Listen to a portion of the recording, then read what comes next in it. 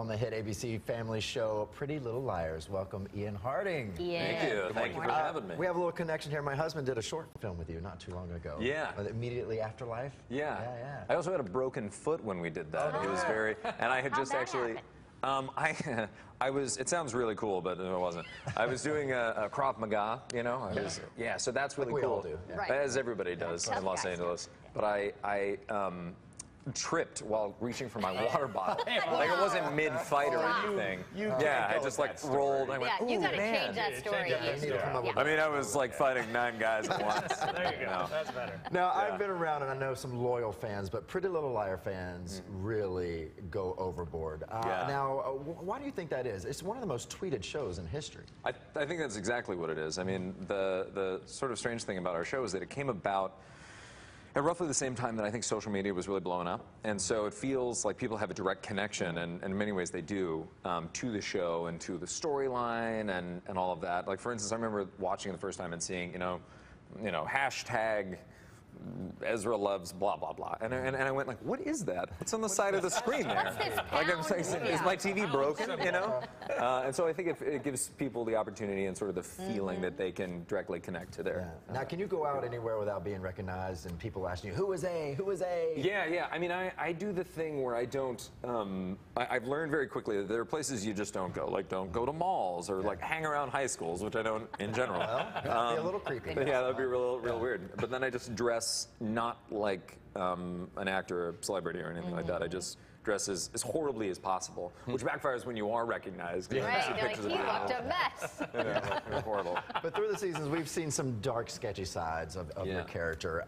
Now, what's going to be happening with the character? Because for a while there, we thought Ezra was A.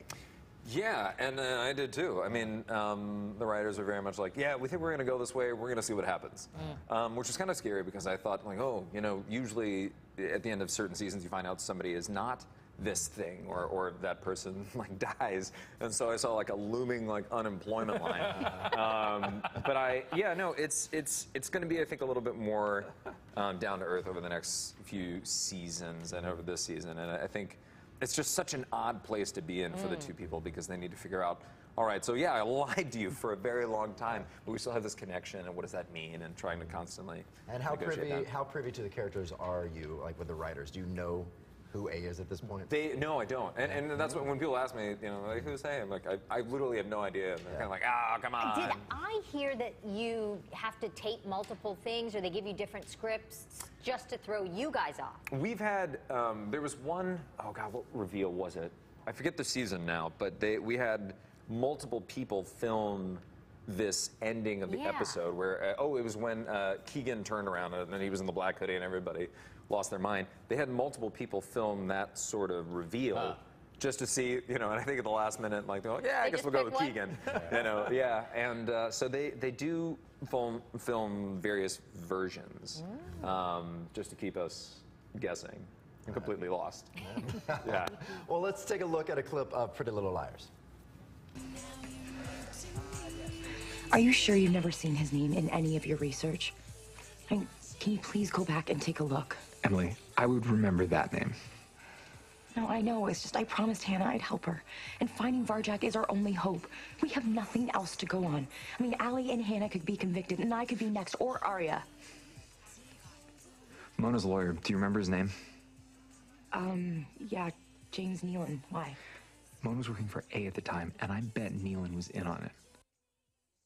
I love when I see actors cringe when they have to watch themselves. Was that uncomfortable for you, Ian? Extremely. Really? Wow. Yeah. No, it's weird to watch because you feel like everybody knows you're clearly lying, you know, like and just making that up.